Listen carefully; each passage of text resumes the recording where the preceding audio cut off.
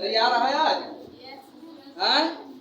अरे बोलत रहा कोनो दिक्कत नहीं है। अब इंटरनेशनल क्यों नहीं देखा था, हमें आप देखा था, ठीक है ना?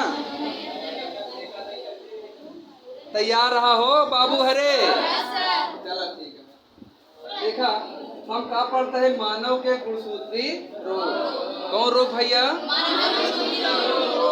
देखा भाई, गुणसूत्री रोग उसे कहेंगे जो गुणसूत्रों के द्वारा एक व्यक्ति से दूसरे व्यक्ति में जाएं, या ऐसे रोग जो गुणसूत्रों पर होते हैं उसे गुणसूत्री रोग कहते हैं। देखा हम बचपन से पढ़त आवत है कि गुणसूत्र दो प्रकार के होते हैं, एक यक्ष के रूप में, एक वाई के रूप में। और मानव में टोटल गुणसूत्र भी आप देख चुके हैं कितना प्रकार के होता है, दो प्रकार के। एक होता ऑटोसोम्स के रूप में, एक होता है सेक्स क्रोमोसोम के रूप में। ऐसा देखा हम यहाँ पे वर्णांतता पढ़ चुके हैं ना। आपने कहा था मानव के गुणसूत्री रोग, यानी आप कह सकते हैं ऐसे रोग जो गुणसूत्रों के द्वारा एक पीढ़ी से दूसरी पीढ़ी में जाते हैं उसे हम गुणसूत्री रोग कहते हैं।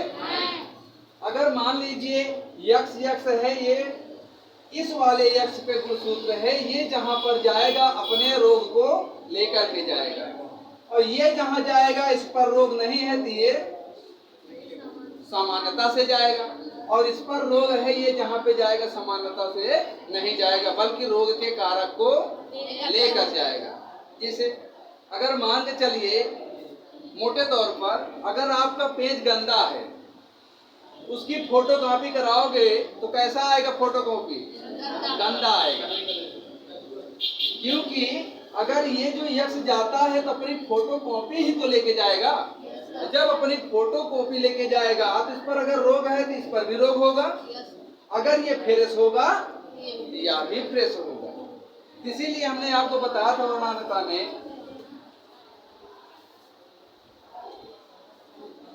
वर्णांतता माना कि इस बार कहाँ है, पुरुष नहीं है। वर्णांतता सदैव किस लक्षण पर दिखाई देते हैं? किस गुणसूत्र पर होते हैं? यक्ष गुणसूत्र पर होंगे। किस गुणसूत्र पर? यक्ष गुणसूत्र पर होंगे। और यक्ष गुणसूत्र पर जब होंगे तो यक्ष में जाएगा कि वाई में जाएगा? यक्ष के द्वारा ही जाएगा। जैसे अगर मान चलिए इधर आया तो ये वाला यक्ष आया तो फ्रेश है, लेकिन ये वाला यक्ष आया कैसा है? वाहक का है। अब कहा था है कि इसमें कैसा रोग हो गया भैया?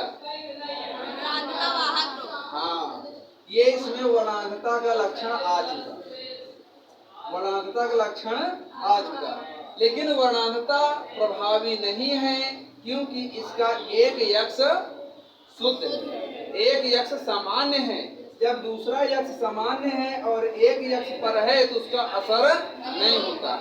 जैसे मान चलिए आदमी के पास दो आंखें हैं, अगर एक फूट जाएगी तो एक से दिखाई देगा नहीं देगा? मानो दो हाथ है, एक कट जाएगा तो एक से काम होगा नहीं होगा?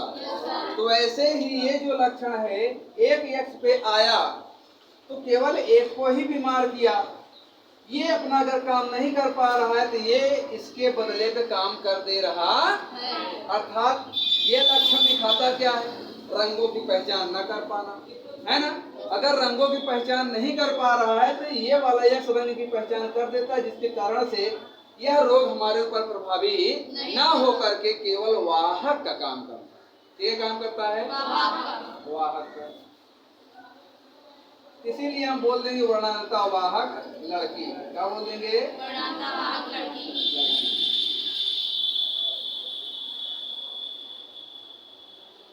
इसी तरीके से ये भी बनेगी तो क्या बनेगी? वर्णांतता वाहक लड़की। वाहक लड़की बन गई। यदि माना यक्ष इधर से आया आपके माता से, ये शुद्ध है, इधर वाई आया तो क्या बन गया? सामान्य लड़का बना। कैसा लड़का बना?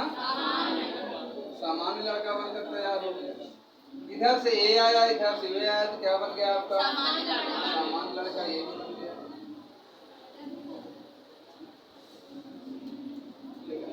ध्यान देने की बात यह है कि अगर यक्ष गुणसूत्र यानी पुरुष के यक्ष गुणसूत्र पर लक्षण है, वर्णांधता का लक्षण है, तो ये जहां पर जाएगा लड़की में ही केवल वाहक का काम करेगा और लड़का कैसा बनाएगा?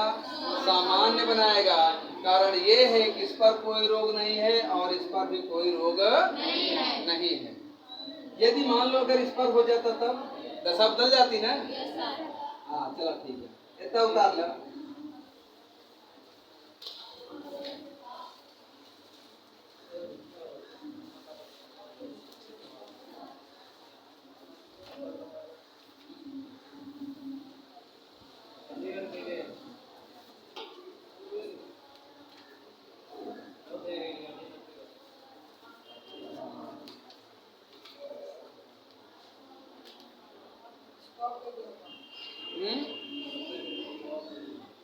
चलने दो।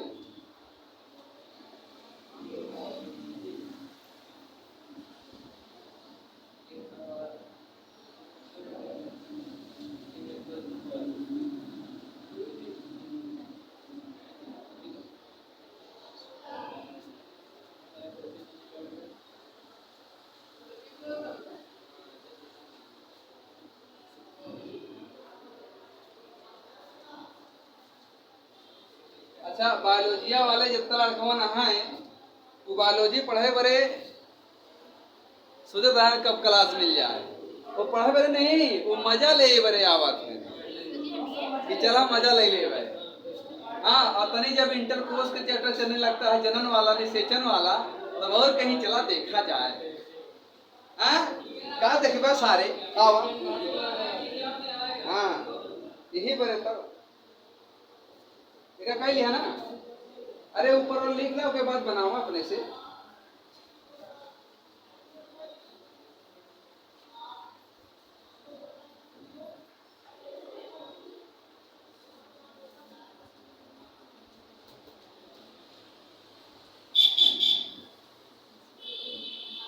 ये खत्म हो गया ना। अब वर्णांधता देखा हूँ, देखा हीमोफीलिया।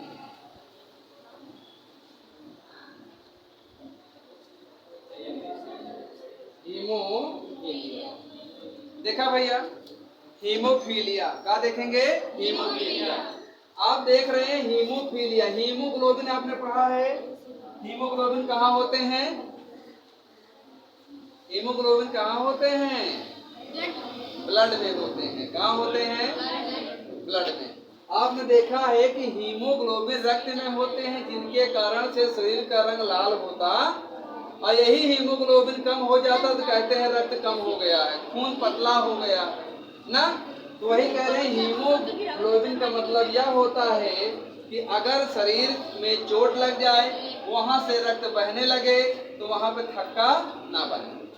आपने देखा, मान चलिए ये हाथ है किसी का ना, इस हाथ को देखो आपने गिर गए, यहाँ से खून बहाए लाग, खून बहब चालू हो गवा, तो देखा ना कुछ समय बाद देखा पपड़ी खुनवा जम जात। खुनवा का जम जात भैया? अरे पपड़ी। देखा कहा थे हम? रक्त का थक्का। क्या कहते हैं? क्या कहते हो? रक्त का थक्का कहते हैं।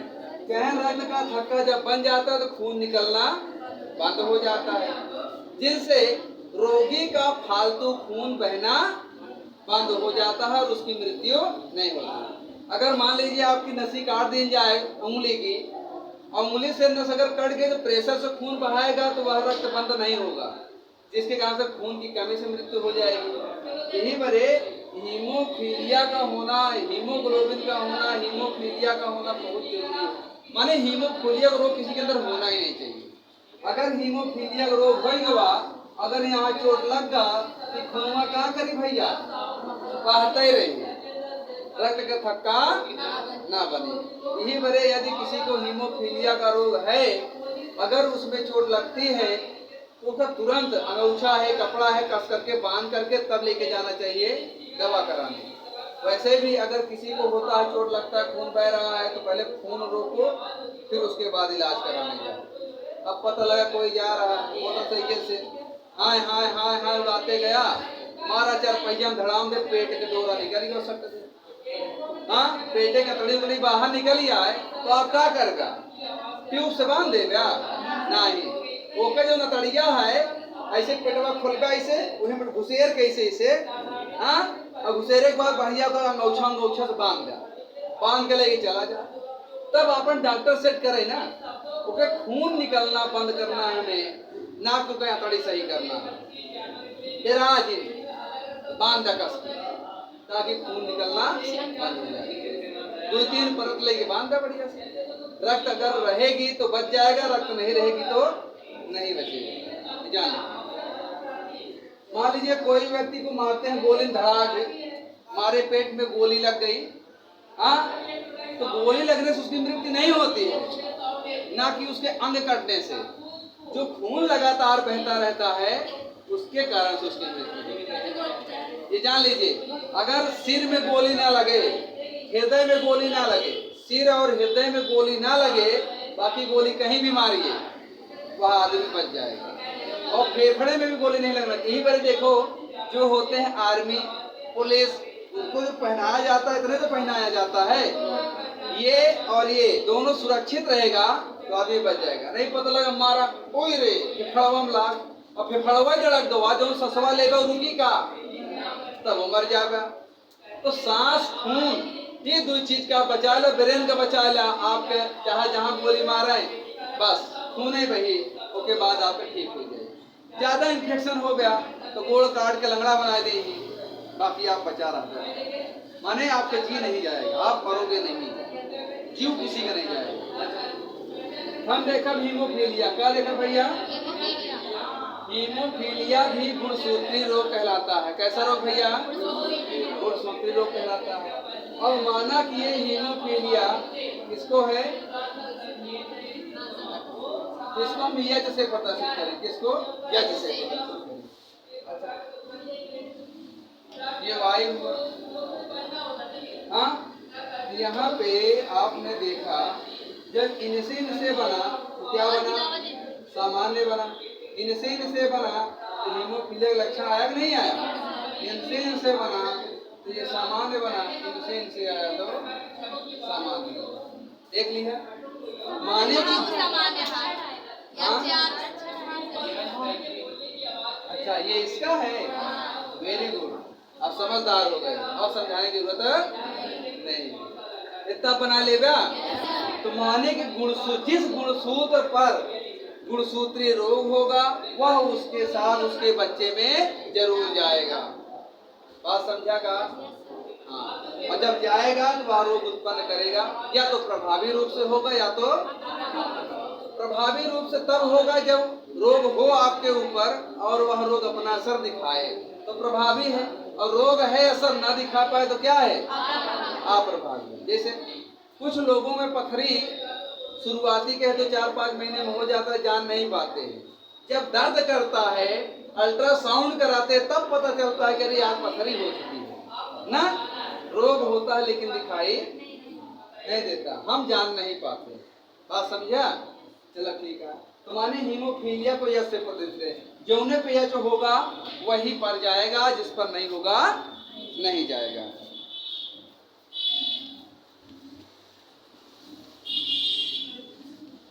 ठीक है। अब एक के अलावा कोनो बचा है का? नहीं बचा है। अरे देखा भाई तो सीधा देखा तो एक दीवार के लगाओ इधर, हाँ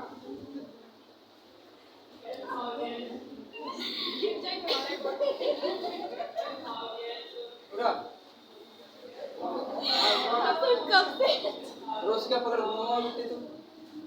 एक मिनट बंद के ले नहीं हो गिरा दे हमारे।